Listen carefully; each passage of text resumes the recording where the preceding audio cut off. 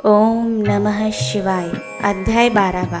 श्री गणेशास वंदन करून कवी श्रीधर पुढील माहिती सांगत आहेत की ब्राह्मण, राजा, व्यापारी, सेवादान करणारे, ब्रह्मचारी, संसारी, वानप्रस्थी तसेच स्त्रिया, लहान मुले, वृद्ध, तरुण अशा सर्वांनी सदा शिवकीर्तन करावे। ज्याला किंचितही शिवस्मरण करायला आवडत नाही तो प्रेताहूनही अपवित्र आहे।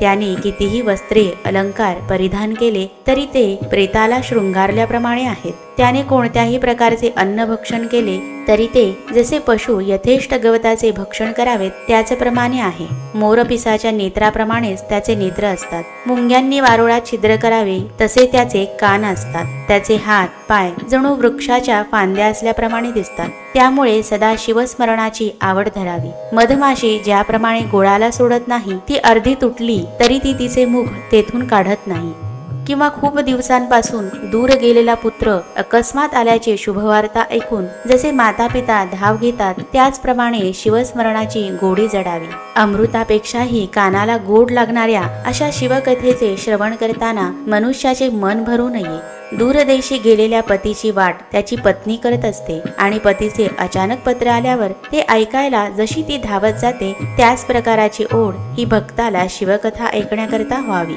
शिवकथा ऐकण्याचे भाग्य हे जणू एखाद्या निर्धनास धन मिळाल्याप्रमाणे आहे, किंवा जन्मापासून अंध असलेल्याला परत त्याची दृष्टी मिळावी, किंवा तहानेने प्राण जात असताना अचानक शीतल जल प्यावयास मिळाल्याप्रमाणे आहे। असे कथापुराण ऐकण्यासाठी हातातील सर्व कामे सोडून जावे, सर्व चिंता निद्रा दूर करून शिवकथा श्रवण करण्यास सादर बसावे। शिवकथा सांगणारा जो पंडित वक्ता आहे त्याला सद्गुरू म्हणून नमस्कार करावा, किंवा त्यांनाच शंकर समजून त्यांचे आदराने पूजन करावे। दिव्य गायीच्या स्तनांमधून ज्याप्रमाणे दुग्धधारा प्रवाहित होतात त्याचप्रमाणे शिवकथेतून सुधारसधारा प्रवाहित होतात।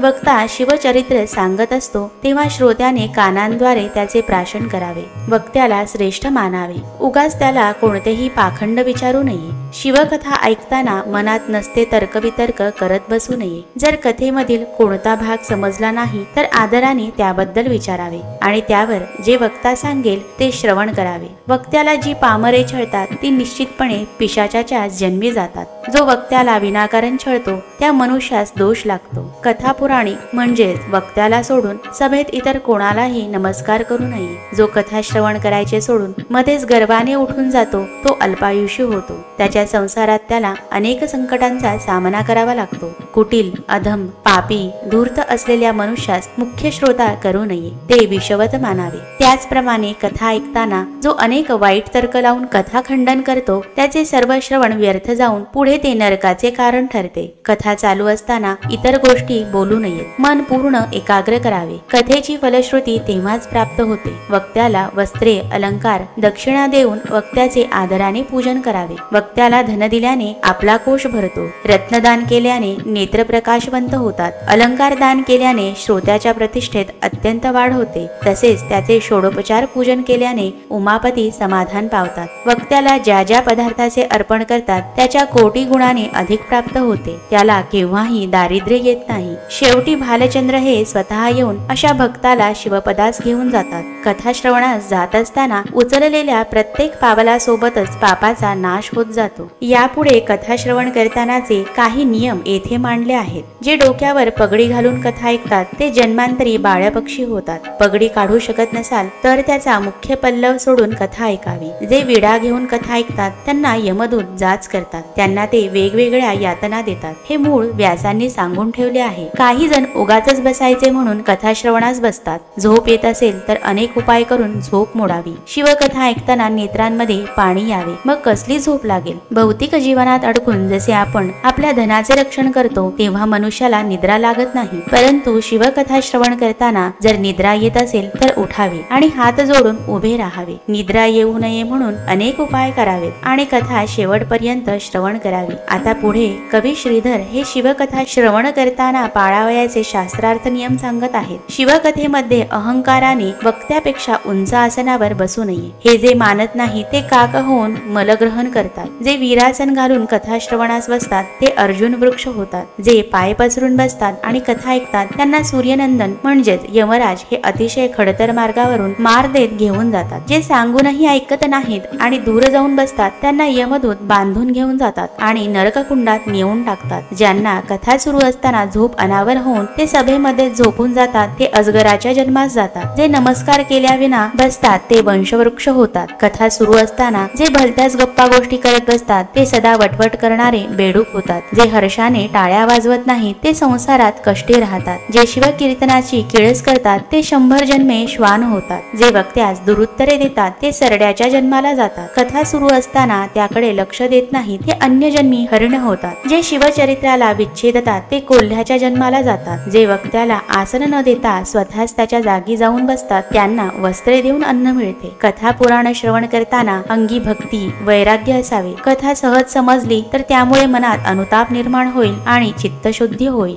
आता सर्वांनी पुढे याच संदर्भातील एक कथा ऐकावी. फार पूर्वी दक्षिण दिशेकडे अमंगळ असे एक नगर होते. त्या नगराचे नाव सुद्धा बाष्कळच होते. तेथे सर्वत्र अधर्मी कार्ये केली जात. त्या नगरातील स्त्री पुरुष हे सर्व जारकर्मी म्हणजेच व्याभिचारी होते. त्यांच्यामध्ये अनुमात्रही धर्म राहिला नव्हता. ते अत्यंत अनाचारी अपवित्र असे होते. जप तप अग्निहोत्र यांचा तेथील लोकांनी त्याग केला असल्याने तेथे कसले आले वेदशास्त्राचे ज्ञान वगैरे. वेद आणि शास्त्र म्हणजे जणू ब्राह्मणाचे 2 नेत्र असतात. त्यातील एक जरी नसेल तर त्याला एकाक्षी म्हणजेच एक नेत्र असलेला म्हणतात आणि जर वेद शास्त्रेच माहीत नसतील तर तो नेत्रहीन जाणावा. असो त्या नगरातील लोक हे सर्व लक्षणांनी अपवित्र असे होते. तेथे तस्कर चहाड व्याभिचारी मद्यपी मार्गघ्न दुराचारी तसेच मातापित्यांचा द्रोह करणारे असे सर्व दोष असलेले लोक वास्तव्य करीत होते. अशा त्या नगरात एक ब्राह्मण राहत होता. त्याचे नाव विदुर असे होते. तो अहोरात्र वेश्यांच्या वस्तीमध्ये राहत असे. तो सतत कामवासनांमध्ये लोळत असे. त्याची एक पत्नी होती.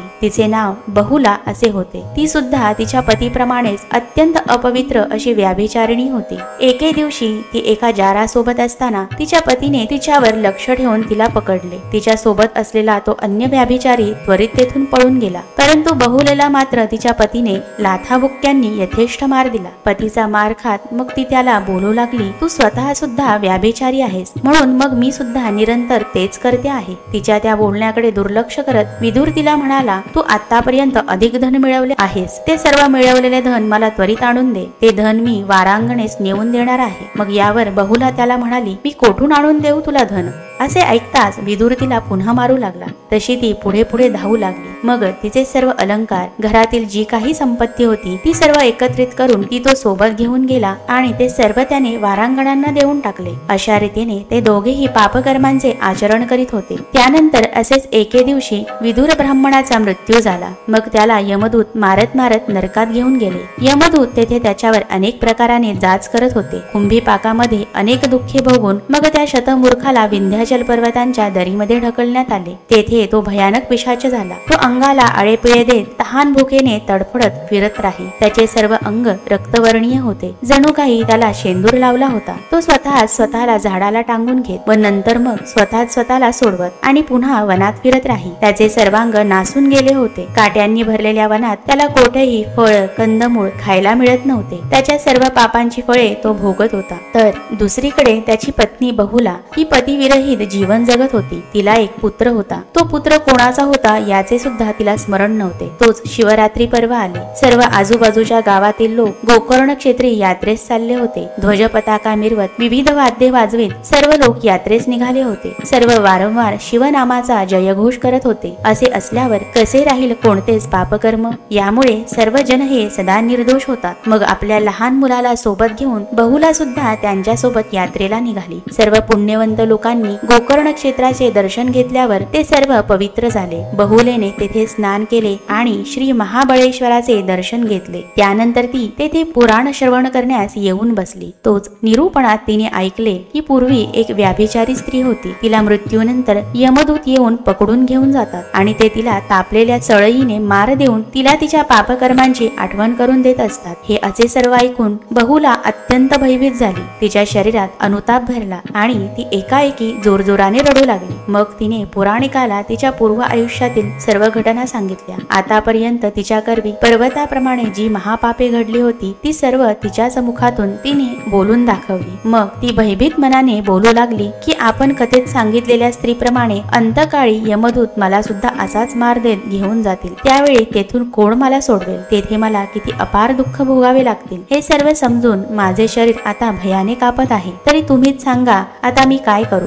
यमदूत माझ्या गळ्यात पाश घालून मला गरम शस्त्रांनी मार देतील, तापलेल्या जमिनीवर नेऊन लोळवतील, तीक्ष्ण शस्त्रे माझ्या पोटात खवतील, तिखट दूर करून मला त्यावर टांगतील, मला जमिनीमध्ये पुरून वर तापलेले बाण माझ्यावर सोडतील, तापलेल्या तीक्ष्ण काट्यांवर मला बांधून ठेवतील, माझ्या पायात मोठा दगड बांधून मला महानरकात नेऊन बुडवतील. तेथून कोण माझी सुटका करू शकेल? बहुलेला आता अन्न गोड लागत नव्हते. दुःखाने ती रात्रंदिवस रडत होती. मनात सतत बोलत होती की मी आता कोणाला शरण जाऊ, कोणाचा आश्रय धरू, मी कोणत्या नरकात जाऊन पडेल हेही मला माहित नाही. मग ती कथा सांगणाऱ्या पुराणिकांकडे गेली. तिने त्यांचे पाय पकडले आणि त्यांना म्हणू लागली, हे सद्गुरू, यापुढे तुम्हीच या सर्व पापांमधून माझे तारण करा. मी तुम्हाला शरण आली आहे. तुम्हीच मला आता यामधून बाहेर पडण्याचा मार्ग दाखवा. तिचा पश्चाताप पाहून गुरूंनी तिला पंचाक्षर मंत्राची दीक्षा दिली आणि तिला शिव मंदिरात सुरस शिवलीलामृताचे श्रवण करण्यास सांगितले. गुरूंनी सांगितल्याप्रमाणे बहुलेने संपूर्ण ग्रंथ गुरुमुखातून ऐकला. श्रवण भक्ती ही भक्ती मार्गातील श्रेष्ठ भक्ती आहे. साधू संतांच्या संगतीने मन अलिप्त होते. मन अलिप्त झाले की मनातील मोह नष्ट होतो. मोह नष्ट झाला की मनाला कोणत्याही प्रकारचा आवेश राहत नाही. बहुला आता परमपवित्र झाली होती. ती अहोरात्र शिवनामाचा जप करीत होती. तिच्यामध्ये आता तीळ मात्रही दोष उरला नव्हता. ती शुचिरभूत असल्याप्रमाणे सदैव शुद्ध होती. तव्याचा भुरसा गेल्यावर तो सहजच आरसा बनतो. जणू लोखंडाला परिस्पर्श होतो तेव्हा तो सुवर्णात रूपांतरित होतो. की जणू अग्नीमध्ये काष्ठ पडले की ते आपोआपच अग्निमय होते. की जणू गंगेत ओहळ येऊन मिळाले की ते आपोआपच गंगाजल होते.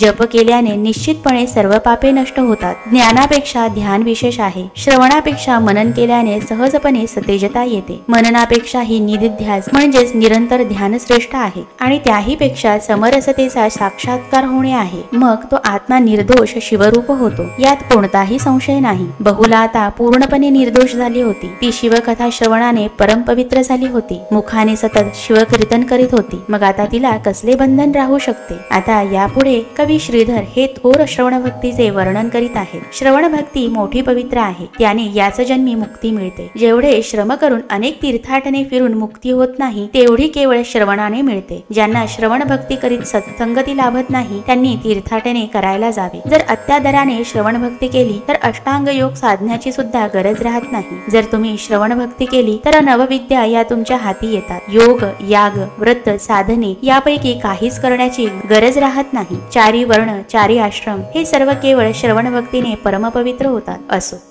बहुलेला आता संतांची सोबत सर्वांपेक्षा थोर वाटू लागली होती. ती अखंड गुरुसेवा करीत होती. त्यावर ती गोकर्ण क्षेत्री राहत होती. तिने जटा, वल्कले, अजिन धारण केले होते. तीर्थामध्ये ती नित्य स्नान करीत होती. तिने सर्वांगाला भस्मलेपन केले होते. पुण्यवंत रुद्राक्ष धारण केले होते. सर्व प्राप्त सोडून ती गुरुसेवा करीत होती. ती नित्य गोकर्ण लिंगाचे दर्शन घेत होती. गोकर्ण क्षेत्र हे अत्यंत पुण्यपावन आहे. त्याच्या महिमेचे वर्णन 3ऱ्या अध्यायात केलेले आहे. तेथील महात्म्य कथेचे श्रवण हे सत्ता, कीर्ती, मजबूती वाढवणारे आहे. असो, बहुलेने तिन्ही देह म्हणजेच स्थूल, सूक्ष्म आणि कारण देह जाळून सर्व अंगाला भस्मलेपन केले व परमपवित्र होऊन शेवटी ती शिवरूप झाली. शंकरांनी तिच्यासाठी विमान पाठवले आणि शेवटी तिला शिवपद प्राप्त झाले. एवढी मोठी पापीण उद्धरली याचे 14 लोकांमध्ये नवल केले जात होते. मग सांब सदाशिवा पुढे जाऊन बहुलेने खूप स्तवन केले. मग अंबेची स्तुती केली असता ती परमपावन हिमालयाची कन्या तिच्यावर प्रसन्न झाली आणि तिला म्हणाली, तुझी जी काही इच्छा असेल तो वर माग. मग यावर बहुला देवीला म्हणाली, हे अंबे, माझा पती तिकडे अधोगतीमध्ये पडला आहे. मला तो कोठे आहे हे पण कळायला निश्चित मार्ग नाही. तरी तू त्याला पवित्र करून या ठिकाणी घेऊन ये. मग तिन्ही जगांच्या मातेने म्हणजेच देवीने अंतर्ज्ञानाने पाहिले असता बहुलेचा पती विंध्याचल क्षेत्रात पापिष्ट पिशाच होऊन रडत हिंडत असलेला तिला दिसला. मग भवानी आई बहुलेला म्हणाली, दिव्य तुंबरवाद्य सोबत घेऊन त्वरित जा आणि तुझ्या पतीला शिवकथा श्रवण करव. भवानी आईने असे सांगताच बहुला विंध्याचली खोली आली. तेथे तिने तिच्या पतीला नग्न पिशाचाच्या रूपात फिरताना पाहिले. तिने त्याला धरून आणले व त्याला एका झाडाला बांधले. सोबत आणलेल्या वीणेतून सप्तस्वर एकत्र करून तिने पतीला शिवकीर्तन ऐकवण्यास प्रारंभ केला. शिवकीर्तन ऐकून पशु पक्ष्यांचा सुद्धा उद्धार होतो. शिवकीर्तन हे सर्व रसांमध्ये श्रेष्ठ राजरस आहे. शिवदूतांनी त्या पिशाचाला कडू औषधी पाजली. तसा तो विदुर ब्राह्मण सावध झाला आणि बोलू लागला, माझी येथून आता मुक्तता करा. त्याला तेथून मुक्त करताच तो धावत आला आणि त्याने शिवदूतांचे चरण धरले. तो त्यांना म्हणू लागला, धन्य धन्य स्वामी, तुम्ही माझ्यासारख्या पाप्याला पवित्र केले. मग तो त्याची पत्नी बहुलेला म्हणाला, तू खरेच धन्य आहेस, तू आज माझा उद्धार केला आहेस. मग त्यानंतर शिवदूतांनी त्याला शिवपंचाक्षर मंत्राचा उपदेश केला. त्याचा जप करताच तेजस्वी विमान त्या ठिकाणी आले. विदुर सुद्धा दिव्य रूप झाला आणि त्याच्या पत्नी सोबत विमानात बसला. शिवदूतांनी त्या दोघांनाही मिरवत भगवान शिवांजवळ आणले. त्या दोघांनीही शिवचरणांना स्पर्श केला असता त्वरित पाण्यामध्ये जसे मीठ विरघळावे त्याचप्रमाणे ते दोघेही शिवरूपात मिळून गेले. जणू पाण्यातील खड्डा पाण्यातच मिसळून जातो किंवा शब्द हे आकाशात फिरून जातात, त्याचप्रमाणे बहुला आणि विदुर हे दोघेही शिवस्वरूप झाले. ज्योती कापुरात मिळाली, गंगा समुद्रात सामावली. त्याप्रमाणेच ते दोघे एक होऊन ब्रह्मस्वरूपात विरून गेले. शिवमंत्र जप, शिवकथा श्रवण, शिवदीक्षा, रुद्राक्ष धारण तसेच भस्मलेपन केल्याने आतापर्यंत असंख्य जीव तरुण गेले आहेत. शिवमंत्र जप, शिवकथा श्रवण, शिवदीक्षा, रुद्राक्ष धारण तसेच भस्मलेपन केल्याने आतापर्यंत असंख्य जीव तरुण गेले आहेत. शौनकादिक ऋषी बहुला आणि विदुराची अशी सूरस कथा ऐकून धन्य झाले व यानंतर ते सूत मुनींना म्हणाले, हे सूत मुनी, अत्यंत पापी शिवद्रोही भस्मासूर हा भस्मातून निर्माण झाला होता, तरी त्याचा उद्धार कसा झाला त्याबद्दलचे चरित्र कृपा करून आम्हास सांगावे. सर्व ऋषींच्या इच्छेला मान्यता देऊन सूत मुनींनी भस्मासुराची कथा सांगण्यास सुरुवात केली. तरी शिवपुराणातील ही सूरस कथा तुम्ही सर्व श्रोत्यांनी सुद्धा सावध चित्त होऊन ऐकावी. एकदा प्रदोषकाळी भगवान शिव हे कैलास पर्वती बसले होते. त्यांनी हातामध्ये भस्म घेतले व ते सर्वांगास त्याचे लेपन करीत असताना त्यांना त्यांच्या हाताला त्यात एक खडा लागला. तो खडा त्यांनी भूमीवर ठेवला. शिवाचे चरित्र किती आश्चर्यकारी आहे ते पहा. तोच त्या खड्यामधून एक असुर उत्पन्न झाला. तो भस्मातून उत्पन्न झाला म्हणून भगवान महादेवांनी त्याचे नाव भस्मासूर असे ठेवले. तो सदैव भगवान महादेवांसमोर हात जोडूनच उभा असे. एके दिवशी तो त्यांना म्हणाला, हे वृषभध्वजा सदाशिवा, कृपा करून मला काही आपली सेवा सांगा. यावर शंभू त्याला म्हणाले, यापुढे तू मला दररोज नवीन चिताभस्म आणून देत जा. हीच सेवा तू उत्तमरित्या करावीस. अशी महान आज्ञा होताच भस्मासूर संतोषून गेला. आता तो दररोज कर्मभूमीवर येऊ लागला व सर्व पृथ्वीवर शोध घेऊ लागला. जो शिवभक्त परायण असेल, ज्याला लिंगार्चन घडले असेल, शिवरात्री, सोमवार, प्रदोष अशी व्रते केली असतील, ज्याने सदा सूरस शिवकथेचे श्रवण केले असेल, केवळ त्याचे चिताभस्म भवानीश आदराने अंगीकारत. जे भक्त भेदरहित, प्रेमळ, केवळ त्यांच्याच मुंडांची माळ ते धारण करीत. स्मशानात वैराग्य प्रचंड वाढते म्हणून दयाळ महादेव तेथेच राहतात. लोक स्मशानातून घरी येतात तेव्हा वैराग्य जाऊन पुन्हा ते विषयांमध्ये अडक. म्हणूनच उमावल्लभाने स्मशानातच वास्तव्य केले. पिंड ब्रह्मांड पंचभूते तत्वांसहित सर्व जळून जाते आणि त्यानंतर शेवटी जे उरते ते भस्म सदाशिव धारण करतात. ते ब्रह्मानंदाचे सात्विक सुख देणारे आहे. तेच भस्म ते धारण करतात. ते ब्रह्मसुखाचे तेज आहे. ते दयाळू भस्माचे लेपन करतात. करुणामयी शिव हे मूर्त आणि अमूर्त दोन्हीही स्वरूपात आहेत, जे सृष्टीतील 6 परिवर्तनांपासून मुक्त आहेत. सृष्टीतील 6 परिवर्तने म्हणजे जे अस्तित्वात आहे ते जन्माला येते, वाढते, बदलते, त्याचा मृत्यू होतो आणि मग त्याचा क्षय होतो. अशा प्रकारे सर्व 6 परिवर्तने नष्ट होतात.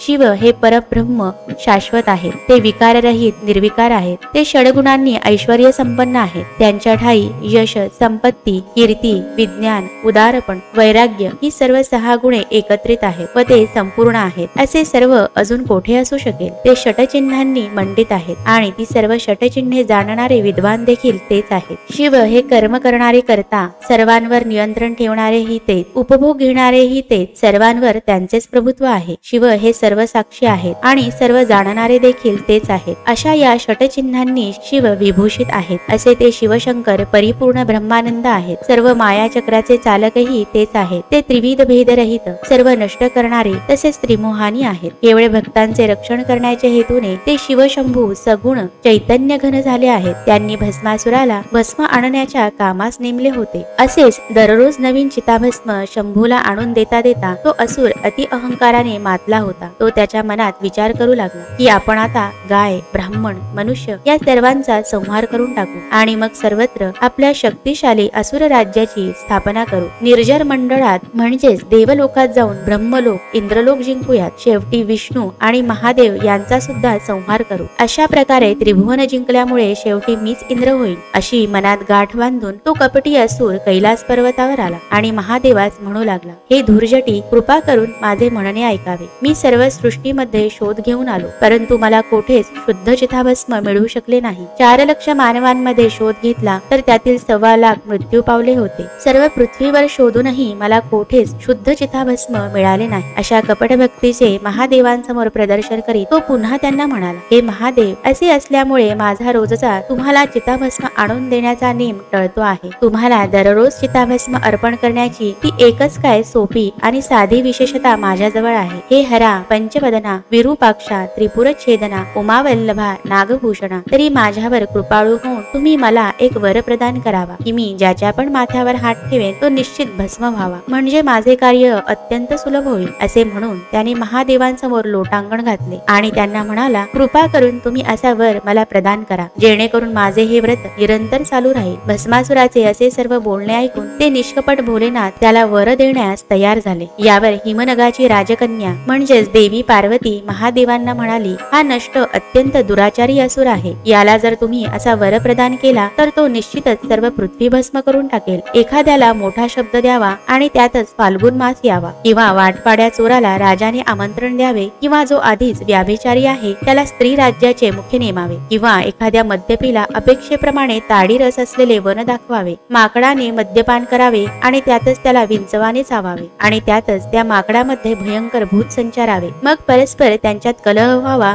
याप्रमाणे हे सर्व दिसते आहे. म्हणूनच आपण या तामसिक असुराला असा वर कधीच देऊ नये. कार्तिकेय, गजानन, वीरभद्र, नंदिकेश्वर सर्व मिळून महादेवांना हेच सांगू लागले. परंतु अत्यंत भोळे असलेले श्री शंकर त्यांना म्हणाले, आमचे लेकरू भस्मासूर, याला हा वर प्रदान करणे गरजेचे आहे. असा वर दिला म्हणजे त्याला चिताभस्माकरिता सर्वत्र शोध घेत फिरण्याची गरज पडणार नाही. मग ते भस्मासुराला म्हणाले, माझ्या बाळा, तुझ्या इच्छेप्रमाणे मी तुला हा वर प्रदान करत आहे. असा वर मिळताच तो असुर मोठ्या आनंदाने उड्या मारत नाचू लागला. त्याला त्रिभुवनात सामावणार नाही इतका आनंद झाला. तो लगेचच मृत्यू लोकामध्ये आला आणि त्याने विनाश करण्यास सुरुवात केली. तो संत, ब्राह्मण, गाय यांचा शोध घेऊन त्यांना भस्म करायला लागला. तो ज्यांच्याही डोक्यावर हात ठेवित होता ते तात्काळ भस्म होत होते. जेथे अनेक ऋषी एकत्रित असत असे ठिकाण शोधून तो सर्वांना एकदाच भस्म करीत. 56 देश शोधून पृथ्वीवरील सर्व राजे, प्रधान सर्वांना तो क्षणात भस्म करत होता. त्याच्या या वर्तनाने मोठा अनर्थ ओढावला. कुटुंबासमवेत सर्व ब्राह्मण डोंगरातील पोकळीत लपून बसायला लागले होते. सर्व पृथ्वी ओस पडली होती. बाहेर कोणीच फिरत नव्हते. जसा अचानक ससाणा पक्षी येऊन इतर पक्ष्यांना धरून त्यांची हत्या करतो, तसाच तो असुर आकाशातून अचानक येऊन कोणाच्याही डोक्यावर हात ठेवून त्यांना भस्म करून टाकत होता. महायोद्धे, युद्ध कौशल्य जाणणारे, ज्यांनी अनेक युद्धे जिंकली आहेत, असे सर्व भस्मासुरापुढे निर्बल झाले होते. त्याच्या समोर त्यांची कोणतीच युक्ती चालू शकत नव्हती. जसा एखादा पाखंडी हटावर उतरला की अनेक पंडित विद्वानांना सुद्धा तो आवरत नाही, तसेच काही त्या असुरापुढे सर्वांचे झाले होते. त्याच्या समोर कोणतीच युक्ती चालेना. तो असुर सतत विनाश करत चालला होता. परंतु शिवशंकरांना हा समाचार अजून समजला नव्हता. महादेवांसमोर महानम्र होऊन तो त्यांना शीघ्रगतीने भस्म नेऊन देत होता. तो पुन्हा मृत्यू लोकात आला आणि त्याने मनात विचार धरला की देवेंद्रासोबतच त्रिदश म्हणजेच 33 देवतांना भस्म करून टाक आणि मग ब्रह्मदेव, श्री विष्णू आणि शेवटी महादेव यांनाही भस्म करून त्रिभुवनातील सर्वात सुंदर असलेल्या उमेला हिरावून घेऊ. सर्व पृथ्वी ओसाड पडली होती. जे काही उरलेले प्रजाजन, ऋषी होते त्यांच्या सर्वांच्या मनात अत्यंत भय निर्माण झाले होते. ते सर्व श्री विष्णूंना शरण आले. मग देवेंद्र सर्वांना म्हणाले की चला आपण सर्व मिळून त्या पद्मज श्री विष्णूंसमोर आपले गाऱ्हाणे मांडू.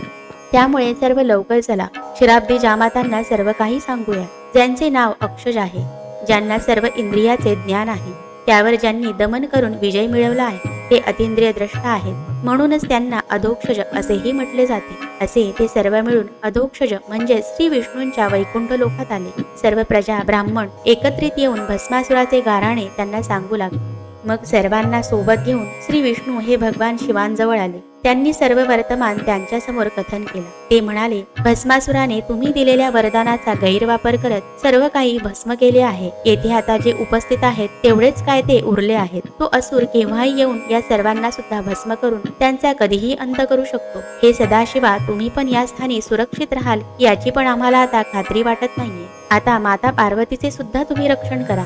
असे सर्व त्यांचे बोलणे ऐकून ते भाललोचन हसले आणि म्हणू लागले की भस्मासुराचे मरण आता जवळ आले आहे. आता सध्या तुम्ही सर्वांनी त्वरित स्वस्थानी जावे. असे बोलता क्षणीच तो असुर भस्म सोबत घेऊन तेथे अचानक प्रकट झाला. सर्व एकत्र येथे येऊन आपले गाऱ्हाणे महादेवाला सांगत आहेत. हे पाहून त्या असुराने त्या सर्वांच्या दिशेने सरड्यासारखी मान वळवली. त्यांना तो म्हणाला, येथे जे आले आहेत त्या सर्वांना मी उद्याच भस्म करून टाकतो. त्याचे असे बोलणे ऐकून त्यावेळी महादेवांना भस्मासुरावर अतिशय क्रोध आला.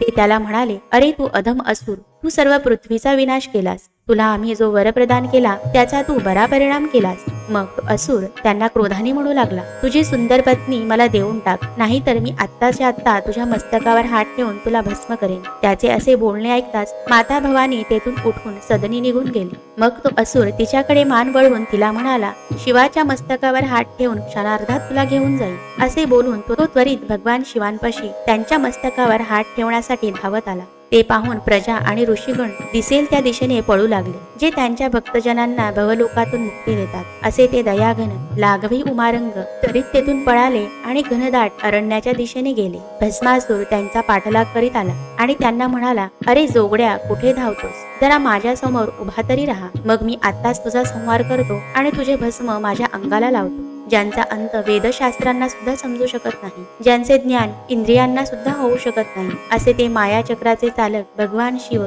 त्यांना बळजबरीने धरण्यासाठी तो क्षुद्र असुर त्यांच्या पाठीशी लागला होता. जे ब्रह्म आदी देवांचे ध्यान आहेत, जे सनकादिकांचे पूजनीय देवता आहेत, त्यांना भस्मासूर म्हणतो, तुला धरून आज मी माझा पुरुषार्थ सिद्ध करेन. असे बोलून भस्मासूर भगवान शिवांच्या मागे धावू लागले. त्याला ते जवळ असल्याप्रमाणे भासत होते. त्याला वाटत होते की त्वरित त्यांना आपण पकडू, परंतु ते जवळ दिसून पण तो त्यांना पकडू शकत नव्हता. असे कितीतरी कोटी वर्षे तो त्यांच्या पाठीशी धावत होता, परंतु ते सर्वेश्वर त्याच्या हाती लागत नव्हते. तो उणेपुणे शब्द बोलत होता, परंतु त्या शब्दांनी सुद्धा ते गिरिजाकांत त्याला सापडत नव्हते. खूप तर्कवितर्क करून त्यांना हाका फोडूनही ते सापडत नव्हते. वेदशास्त्रांचा तर्क शोधत ठोकत किती एक शास्त्रज्ञ म्हातारे झाले. एका मागोमाग एक अनेक विद्या शिकूनही ते मदनांतक शिव कधीही त्यांना सापडले नाही. जे भाविक भक्त शुद्ध प्रेमळ आहेत, केवळ त्यांच्याच घरात कैलासनायक हे उमेसहित आपले अस्तित्व सिद्ध करतात. अशा प्रेमळ भक्तांच्या घरात त्यांचा सदैव वास असतो. कोणी मनुष्य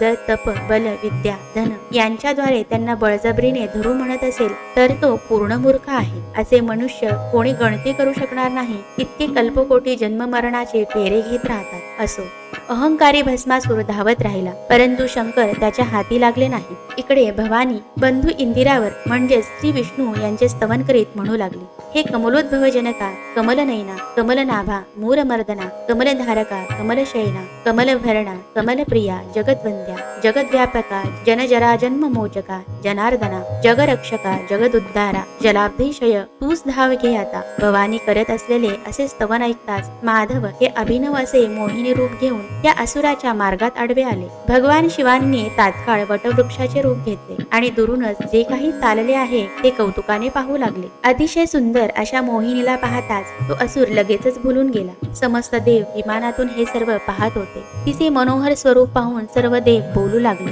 की अष्टनायिकांची तुलना हिच्या पायांच्या अंगठ्यासोबत सुद्धा होऊ शकत नाही. इतके अभिनव हे रूप आहे. मोहिनी नृत्य करीत होती आणि भस्मासूर ते तन्मयतेने पाहत होता. मग तो तिच्यावर प्रभावित होऊन तिला म्हणाला, ललने, तुझ्यावरून कमला अपर्णा पण ओवाळून टाकाव्यात इतकी तू सुंदर आहे. तुझे वदन पाहून मला माझे प्राण तुझ्यावरून ओवाळून टाकावेसे वाटत आहेत. तुझ्या नयन कटाक्षांच्या बाणांनी माझ्या मनमृगाची शिकार केली आहे. तुझी पदकमळे जेथे जेथे उमटत आहेत तेथील सुवास घेण्याकरिता वसंत लोळण घालत आहे. तू पसरवलेल्या शृंगाराच्या जाळ्यात माझे चित्त माशाप्रमाणे अडकले आहे, तरी तू माझ्या गळ्यात लगेचच माळ घाल. मी तुझी सदैव सेवा करणारा दास होईन. मोहिनी वेश धारण केलेले श्री विष्णू त्या असुराचे असे सर्व बोलणे ऐकून हसत त्याला बोलू लागले, हे असुरा, मी तुझ्यासोबत विवाह करेल, परंतु तो जो समोर विशाल वटवृक्ष तुला दिसतो आहे ना, त्यात माझे आराध्य दैवत आहे. तेथे मी असा नवस केला आहे की लग्नाच्या आधी मी माझ्या पतीसोबत येथे येऊन गायन व नृत्य करेन व माझ्या आराध्यांना प्रसन्न करेन.